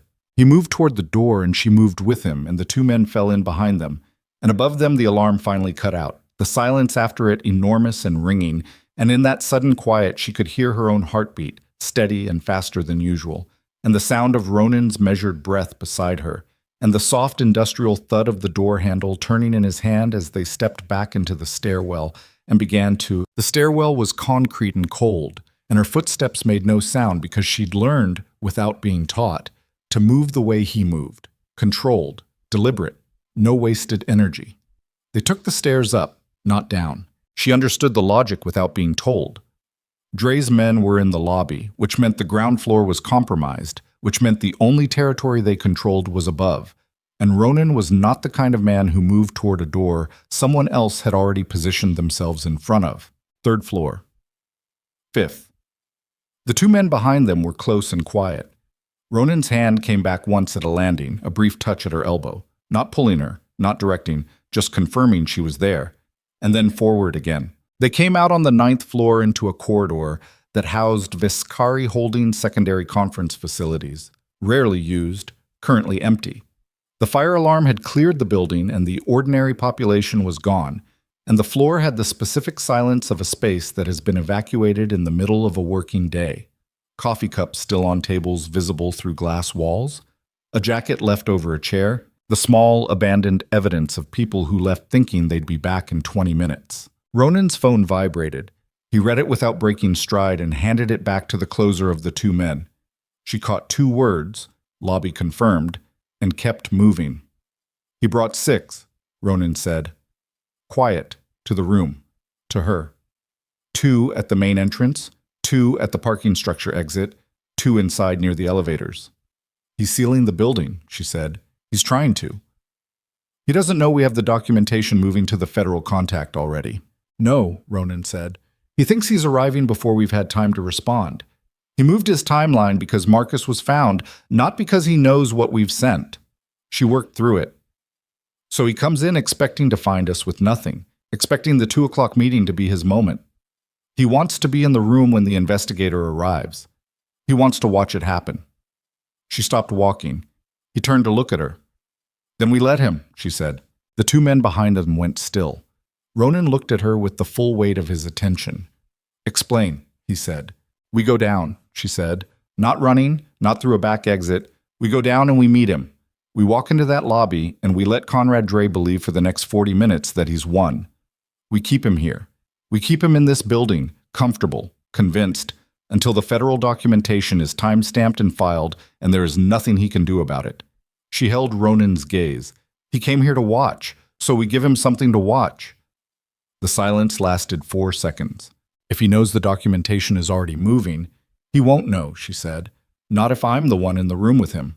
I've been managing information in this building for 3 years. I can manage him for 40 minutes. Ronan looked at her. The thing in his face was not hesitation. It was the specific expression of a man who is deciding whether to let someone walk toward something dangerous and understanding that the decision is not entirely his to make. "All right," he said. They went down. Conrad Dre was exactly what she'd constructed from his voice on the phone, a man who wore his capability like good fabric, well-fitted, nothing excessive, the kind of person who had learned that the most powerful thing you can project is relaxation. He was standing near the elevator bank when they came out of the stairwell door, and his two men were behind him, and he looked at Ronan first and then at her, and his expression did the thing she'd been watching for. A fractional reset, a recalibration, because she was not where he'd expected her to be. She had expected to be sent home. That was what his plan required. She was supposed to be gone. She was here. "Ronan," Dre said, with the warmth of a man who does not need to perform menace because it's already understood. He was perhaps 50, silver at the temples, and he had the kind of eyes that moved over a room like they were pricing it. "I thought we might talk." "We're talking," Ronan said. Dre's eyes moved to her again, stayed there a beat too long. "Miss Holloway, I wasn't sure you'd still be in the building." "I work here," she said. Something moved at the edge of his mouth, not quite a smile. "Yes, that's what we're here to discuss, isn't it?" "The conference room on 2 is available," she said. "I'll have someone bring coffee." She watched him process her calm. She watched him decide it was either confidence or performance, and she watched him decide he didn't yet know which, and she watched him conclude that he could afford to find out. "After you," he said. She led them to the elevator. She pressed the button. She stood beside Ronan and felt the heat of him at her shoulder and kept her breathing even, and her face arranged in the neutral professional expression she had spent 3 years perfecting. And she did not look at Ronan because if she looked at him, she would not be able to maintain the expression. The elevator opened. They went up to 2. The conference room had windows overlooking the building's interior atrium. She chose it deliberately, visible from multiple angles, no corners, the kind of room where what happens inside it is observable from outside, which was a form of protection. She poured water. She did not send for coffee. She sat at the end of the table closest to the door, and Ronan sat beside her, and Dre arranged himself across from them with his 2 men standing against the far wall, and for a moment the room simply held all of it. 3 years of construction, 18 months of forgeries, 9 years of a trust that had been quietly rotting from the inside. Dre opened a slim folder on the table. "I'll be direct." "Please," Ronan said. "The oversight investigation that begins at 2 o'clock today will find documented evidence of a pattern of conduct within Viscari Holdings that constitutes a significant breach of municipal contracting law." Dre's voice was pleasant, academic almost. "The correspondence trail is detailed. The access logs are clear. The scope of the irregularity implicates not just operational decisions, but the management of this organization at its most senior level." He paused. "I've been asked by several parties with significant interest in the Harbor District development to explore whether a transition of operational control might be in everyone's interest." Avery looked at the folder. "What transition?" Ronan said. "A structured one. Viscari Holdings retains its name, its public profile, its legitimate assets. Oversight of certain operational dimensions moves to a partnership structure. Silent, in terms of public record." Dre's eyes moved to her. "The personnel matter is resolved as part of the transition. Ms. Holloway's separation would be documented as voluntary, and the oversight investigation's findings would be substantially reduced in scope." She understood. Separation. Her exit, packaged as her own choice, in exchange for Dre's partners getting their hands inside Ronan's organization. She was the offered trade. Remove her, reduce the exposure, and Ronan concedes operational territory to men he has spent years keeping outside his walls. She thought about the message on the secondary phone. Ask him where he was. The attempt to fracture. The planted investigator. The forged documents built from 18 months of her writing style. The photograph of a woman moving through a corridor with practiced angles. All of it to get to this table. This offer. "I want to be clear about what I'm hearing," she said. Dre looked at her. She had spoken with the calm of someone making a clarification, and it landed in the room with the specific weight of something unexpected. "You've spent 18 months constructing a false record that places my name on documents I never signed," she said. "You cloned my access credentials and used them to enter this building after hours. You forged my correspondence using a studied imitation of my writing built from unauthorized access to my email archive. You placed a contact inside our security infrastructure and used that contact to compromise our vendor contracting process." She paused. "And you're offering to make all of that go away if Ronan gives you what you actually came for." Dre looked at her for a moment. Then he looked at Ronan. She's speaking," Ronan said. Flat, final. Dre closed his mouth. "The documentation you're relying on for the 2 o'clock meeting has already been reviewed and its chain of custody challenged by legal counsel," she said. The metadata on the forged correspondence has been extracted and transmitted to a federal contact who is not affiliated with your oversight placement. The badge access logs have been cross-referenced with actual building camera footage, excluding the corrupted files your asset in security arranged, using backup archives from the building's independent system that your asset didn't know existed. She let that land. The Vantage Systems vendor recommendation memo with my forged signature has been traced through the contracting process to the specific internal access point used to introduce it, which traces directly to a security administrator who left this building this morning and was located approximately 90 minutes ago. Dre's face had changed. The pleasant surface had not disappeared. Men like Dre didn't let surfaces disappear. But something underneath it had shifted, the specific quality of a person recalculating. The investigator arriving at 2 o'clock, she continued, will find that the documentation she was provided has been formally contested with a parallel evidentiary record already in federal hands, time-stamped at 1:17 this afternoon. She looked at the slim folder on the table. Whatever's in that, you should keep it. You're going to need to explain it to people who were not selected by your organization. The room was very quiet. One of Dre's men against the wall moved slightly. The two men who had come down with Ronan moved in response, and nobody did anything further, and the moment passed. Dre looked at Ronan. "This doesn't end here," he said. The pleasantness was gone now. What was underneath it was not rage. It was the cold calculation of a man who has lost a position and is already looking for the next one. "No," Ronan said. "It ends in a federal building, but you're welcome to be there for it." Dre closed his folder. He stood. His two men came off the wall. He looked at Avery one last time, and what she saw in his face was not what she expected. Not anger, something that might have been, in a different man, something closer to acknowledgement. 3 years, he said to her. I underestimated what that meant. Most people do, she said.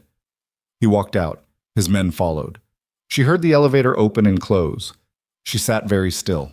Beside her, Ronan let out a breath that was the closest thing to relief she had ever heard from him. Not dramatic, not released, just a single controlled exhale that told her something about what the last several hours had cost. The backup archive, he said. The independent system Dre's asset didn't know about. Building management installed it 14 months ago, she said. After the false alarm in October. It's in the maintenance records. I processed the contract. He turned to look at her. I process everything, she said. He looked at her for a long moment. Something in his face was different from every other version of his face she had cataloged over 3 years. All the controlled surfaces and managed distances and the careful boundaries of a man who had built walls so long he'd stopped noticing their height. Whatever was in his face now was older than all of that, and quieter, and it had been waiting there for longer than either of them had been willing to admit. You said you'd been behind me for 3 years, he said. She looked at him. Not today, he said. And the way he said it, not repeating her words, receiving them, keeping them, made something in her chest do the thing she had been managing against for 3 years. Not today, she said. The federal contact arrived at 4:10. 2 agents and an attorney, moving through the building with the specific brisk efficiency of people who have reviewed documentation they find credible and are now here to follow the thread. Avery sat in with Ronan and Harlan Briggs for 6 hours. She answered questions with the precision and completeness that came naturally to her. She produced documentation in the order it was requested, cross-referenced and indexed, because she had been preparing it in the background since 12:47 that afternoon, while simultaneously running the lobby conversation through her mind. At 10:20 they left. Briggs gathered his files and made his calls and departed at 10:45, leaving them alone in the conference room on 2 with the water glasses and the overhead lights and the particular silence of a space where a great deal has been said. She sat at the table. Ronan sat across from her, jacket off, sleeves rolled, the bandage on his forearm still intact. He looked tired in a way she hadn't seen before. Not defeated, nothing like defeat, but emptied out. The specific exhaustion of a person who has spent the day running at maximum capacity and is now in the first moment where they don't have to. She was tired too. She could feel it in her shoulders, in the base of her skull, in the small muscles around her eyes. Marcus, she said. He looked at the table. He'll be handled. That's not what I'm asking. He looked up. 9 years, she said. I'm asking how that sits. He was quiet for a moment. She watched him actually consider it, not manage the question, not produce the operational answer, but actually sit with what she was asking. Like something I should have seen, he said. You couldn't have. I should have seen it. Not defensive, just accurate, the way he was about everything. He told me the truth when he said he watched me change. He did watch it. I stopped watching him because I trusted the 9 years and stopped looking at what was in front of me. He paused. That's on me. She looked at him. He said you covered my father's bills. The room held very still. He said you restructured the health coverage, she said, after I mentioned my family once. Ronan met her eyes and said nothing, which was its own answer, the most complete answer she'd received in 3 years. The mention I made, she said carefully, in month 4. I told you my father had been ill. I wasn't asking for anything. I was explaining why I'd taken a call during... I know what you were doing, he said. You did it without telling me. Yes, she sat with that. The weight of what it meant. Not just the act, but the particular care of it. The choice to do something substantial and leave it unsigned, unclaimed, not for leverage or reciprocity, but because he could, and because it mattered to someone who mattered to him, before he'd allowed himself to use that word. Why didn't you tell me? She said. He looked at her directly. Because if I told you, it would mean acknowledging why I did it, and I wasn't ready to do that. She heard it. She heard all of it. Are you ready now? She said. He stood up. He walked around the table to her side, and she turned in her chair to face him, and he stood in front of her close, and in the conference room light, he looked like what he actually was. A man who had spent a long time being powerful and controlled and completely alone, and who was standing in front of the one person who had made that aloneness feel like a choice rather than a condition. I've been ready for a long time, he said. I was just afraid of what it would cost you. She looked up at him. Being close to me, he said. What happened today is the shape of that. Dre came after you because of me. Marcus used you because of me. Your name was in forgeries, and your face was in a surveillance corridor, and your career was on a federal table because you worked beside me. His jaw moved. I had no right to want what I wanted without accounting for what it would do to your life. She stood. They were very close. She could see the line of his jaw, the specific tiredness in his eyes, the faint evidence of the day on him, the rolled sleeves, the bandaged forearm, the single undone button at his collar that was as close to disheveled as she had ever seen him.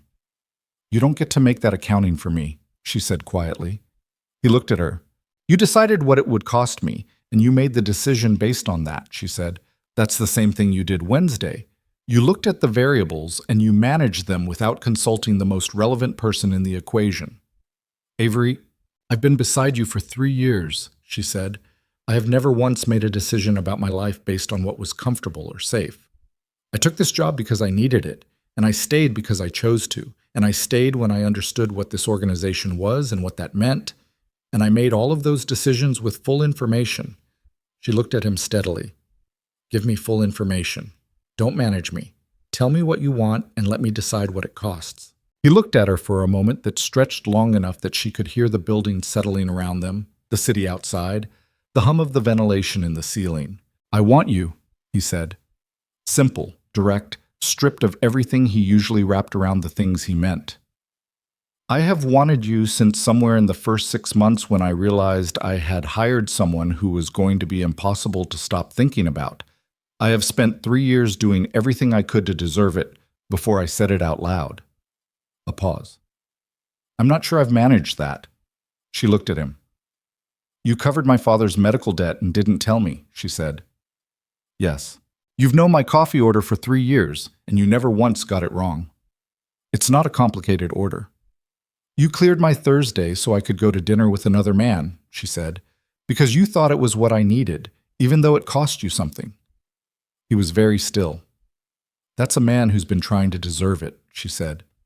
For the record, he reached up and his hand found her jaw, careful, the way he touched things he was deciding whether to trust, and she felt the warmth of it against her face, and 3 years of managed distance collapsed into the simple fact of standing in a room with him and being seen completely. She closed the distance. The kiss was not what she might have imagined, if she'd let herself imagine it, which she hadn't. It was not cinematic or staged. It was the specific reality of two people who have been circling each other for 3 years and have both run out of reasons to keep circling. Tentative for 1 second, then not tentative at all, his hand moving from her jaw to the back of her head, and her hands finding the front of his shirt, and the city 43 floors below them, continuing its enormous motion without noting the thing that had finally, quietly, irrevocably happened above it. When they broke apart, she stayed close. His forehead came to hers. They stayed like that for a moment. "Logan," she said. "I know," he said.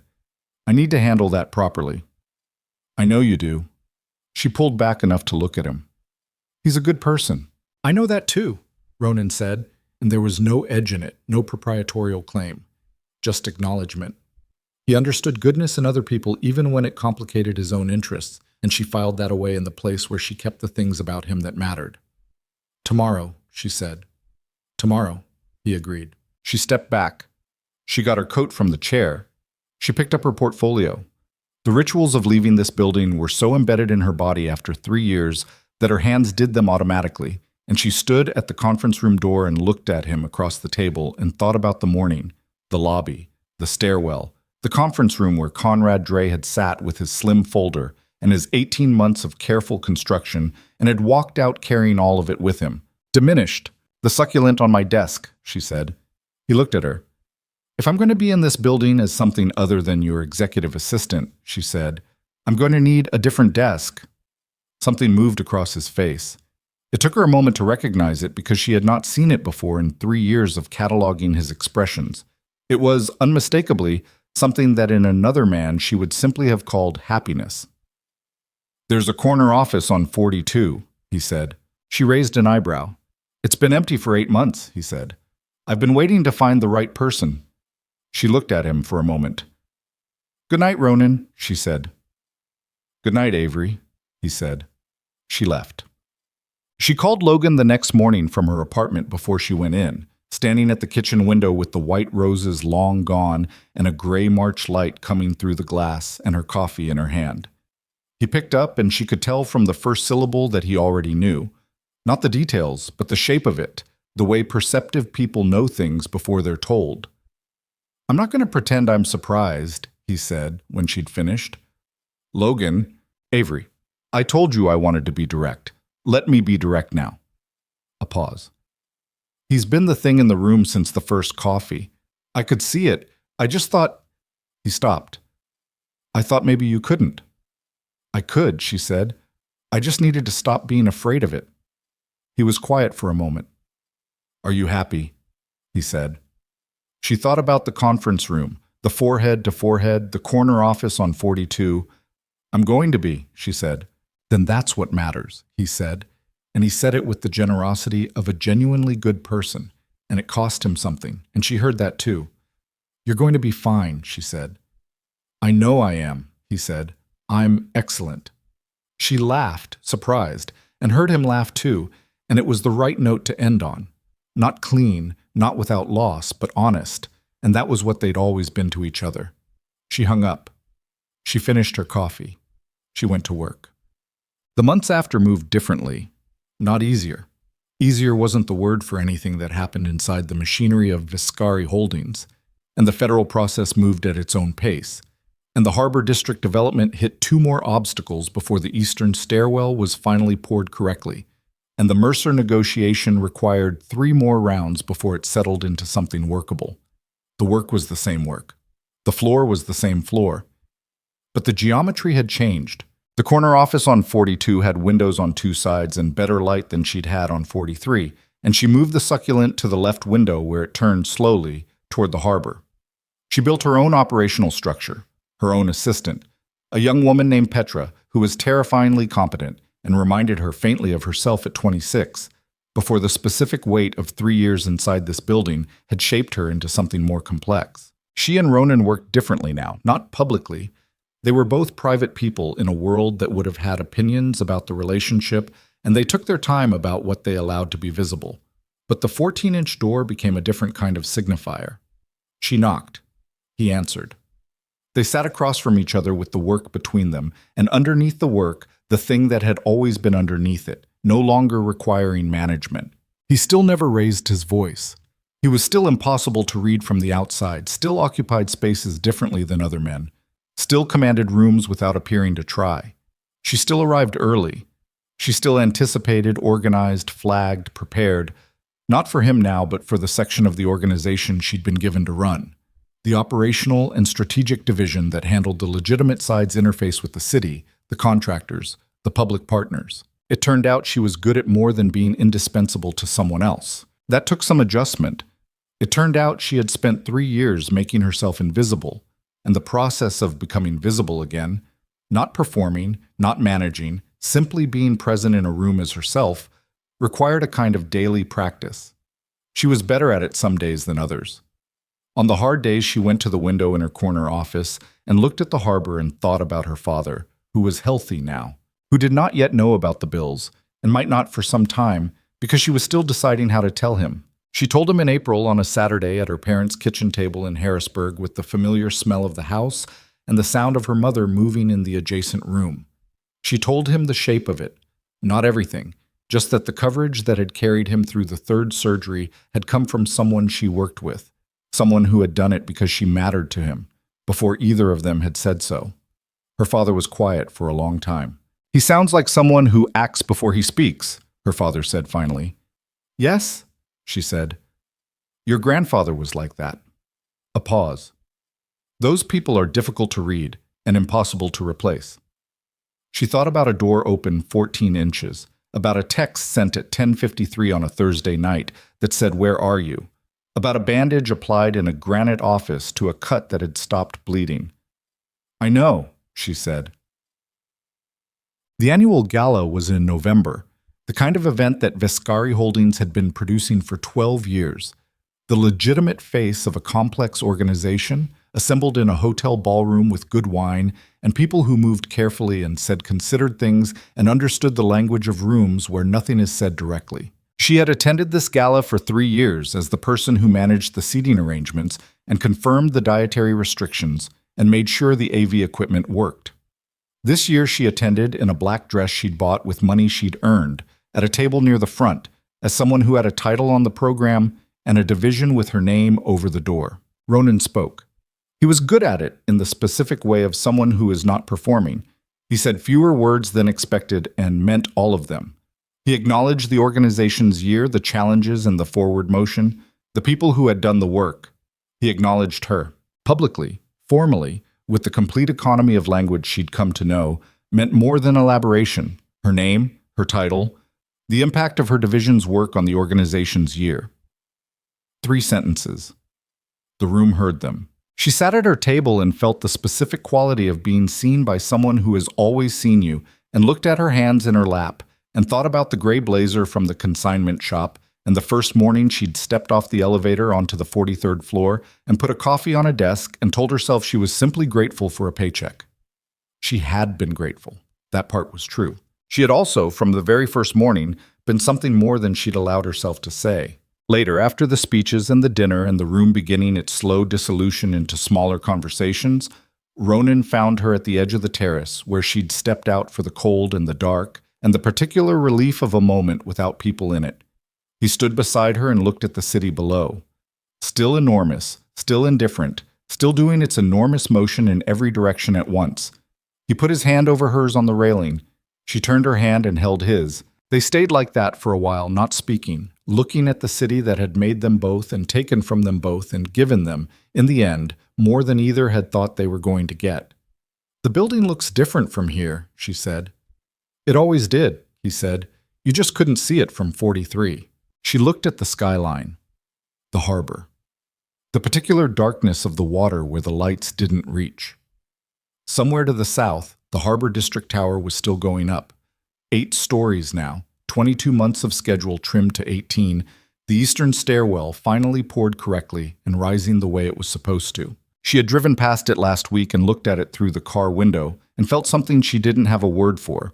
Not pride exactly, more like recognition.